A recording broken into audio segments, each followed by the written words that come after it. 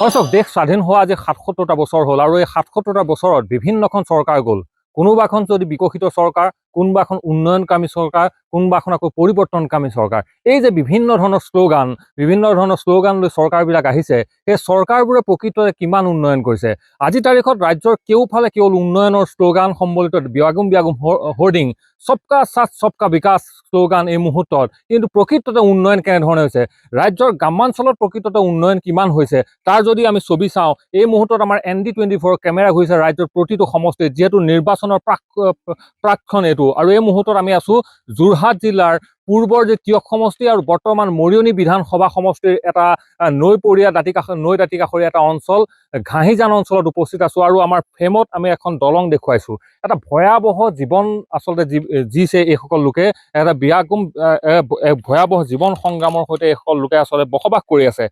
এই যিখন দলং, এই দলংখন এই মুহূৰ্তত অৱস্থিত খৰস্ৰোতা জাঁজি নদী। আৰু জাঁজি নদী আচলতে বাৰিষা হোৱাৰ লগে লগে কিমান ভয়াৱহ হয় সেইটো অসমবাসীক আজিৰ তাৰিখত ক'ব নালাগে।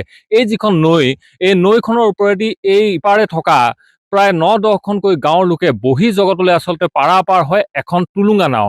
আৰু বাৰিষা টুলুঙা নাও আৰু খৰালি হোৱাৰ লগে লগে এনেধৰণে এখন বাঁহৰ সাঁকোৰে আচলতে এইসকল লোকে পাৰাপাৰ কৰে। আৰু এই যিখন দলং, এই দলংখনৰ আচলতে এইসকলৰ সম্বল, এইখনৰ ওপৰেদি কণ ছাত্ৰ ছাত্ৰীসকল বিদ্যালয়লৈ যায়। এইখন দলঙৰ ওপৰেদি আচলতে চাঙি কৰি যিসকল ৰোগীক আচলতে চিকিৎসালয়লৈ নিব লগা হয়। কিমান এক ভয়াৱহ জীৱন এইসকল লোকে আচলতে কটাইছে। মই বিশেষ কথা পাতনি নেমেলি মই গাঁওবাসীৰ পৰাই মই কিছু কথা জানিম। এনেকুৱা ধৰণৰ আজি স্বাধীনতা ৭৭টা বছৰ হ'ল, এই মুহূৰ্তত আপোনালোকৰ গাঁওখনলৈ আহিলো, যি পৰিৱেশ দেখিলো, এই কথাবোৰ আপোনালোকে কাৰোবাক কয় নেকি? কোৱা হৈছে। আজিৰ পৰা প্ৰায় ৭০-৮০ বছৰেই হৈ গ'ল আমি এই গাঁৱতে জীৱিকা নিৰ্বাহ কৰি থকা আৰু স্থিতি হৈ থকা।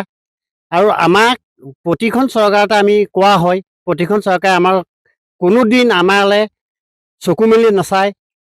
আৰু প্ৰতি মুহূৰ্ততে প্ৰতি ক্ষণতে আমি ভোগ কৰি আহিছোঁ। আমাৰ বেমাৰীয়ে হওক, আমাৰ কণ ল'ৰা ছোৱালীয়ে হওক, আৰু আমাৰ অন্যান্য দিশত ধৰক আজি যদি এজনী গৰ্ভৱতী মানুহ নিবলগীয়া হয়, আমাৰ বহুত সমস্যাৰ মাজত আমি ভোগ কৰিব লাগে। আজি অকণমানি ল'ৰা ছোৱালী কিতাপ পাৰকাৰী দিওঁতে আমি বহুত ভোগ কৰিব লাগে। আৰু আমাৰ ইয়াতে আমি থাকি আমি ইয়াতে বহুত সফল হৈ আছিলোঁ, কিন্তু দলংখন হোৱা হ'লে আমাক অন্য একোৱেই দৰকাৰ নাই, আমাক দলংখনহে লাগে। যথেষ্ট এই যিবোৰ অঞ্চল, আপোনালোকৰ অঞ্চলো যথেষ্ট সম্ভাৱনাপূৰ্ণ অঞ্চল। ইয়াত দেখিছোঁ যথেষ্ট ৰবি খেতি আপোনালোকৰ হয়, বিভিন্ন ধৰণৰ কৃষি হয়। এই যিসমূহ বস্তু, এই সামগ্ৰী আজি তাইকল বাহিৰৰ বজাৰলৈ আপোনালোকে লৈ যোৱাৰ ক্ষেত্ৰত কিন্তু একমাত্ৰ হেঙাৰ হৈছে দলংখনেই। কি ক'ব, কেনেধৰণে চলিছে? আৰু যিসমূহ আচলতে নিৰ্বাচন আহে, পঞ্চায়ত নিৰ্বাচন পূৰ্বে গ'ল, তাৰ আগতে লোকসভা নিৰ্বাচন হ'ল, এই যিখন জনপ্ৰতিনিধি সেইসকল আহে নে? কি কয় আপোনালোকে? এইটো আচলতে ক'বলৈ আমাৰ ভাষা নাইকিয়া নিচিনা হৈ গৈছে। কিছু লোকে পঢ়ি পাইছে আৰু আমি ঠিকেই পাইছোঁ। যেতিয়া আপুনি যে ক'লে ৰবি শস্যই হওক বা যিয়েই নহওক কেনেকৈ বাহিৰৰ বজাৰলৈ নিয়ে, তেতিয়া আমি এখন সৰু টুলুঙা নাৱত ঘৰৰ পৰা নৈ কিনাৰলৈ কঢ়িয়াওঁ, নদীৰ পাৰৰ পৰা মথাউৰিলৈ, গৰাৰ ওপৰৰ পৰা মথাউৰিলৈ কঢ়িয়াওঁ। ইমান শাস্তি ভোগ কৰি আমি বাস কৰি আছোঁ। সেইটোতো সাধাৰণ কথাই।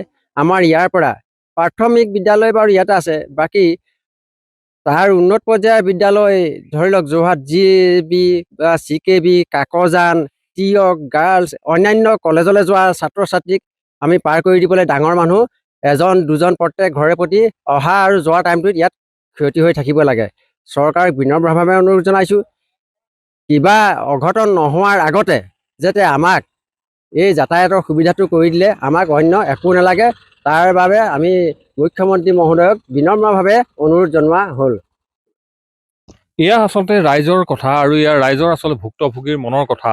মই আৰু একাংশ লোক আছে, মই বৰদেউতা আপোনাৰ পৰা জানিম, আপোনাৰ বয়সত, এই বয়সত কেনেধৰণে আচলতে এইসমূহ আপোনালোকে দেখিছে, কেনেধৰণে পাৰ হৈছে? বাৰিষা হোৱাৰ লগে লগে কেনেকে আপোনালোকে এইটো অসুবিধা হৈছে আৰু অসুবিধা হয়, কেনেধৰণে পাৰ হয়? টুলুঙা নাৱত। ল'ৰা ছোৱালীবোৰ কেনেকে স্কুললৈ যায়? সৰু ল'ৰা ছোৱালীবিলাক তেনেকেই ডাঙৰ মানুহে খাটি পেলাই পাৰ কৰাই দিয়ে। আৰু দলংখন হ'লে ৰাইজৰ অলপ হেৰি হয়।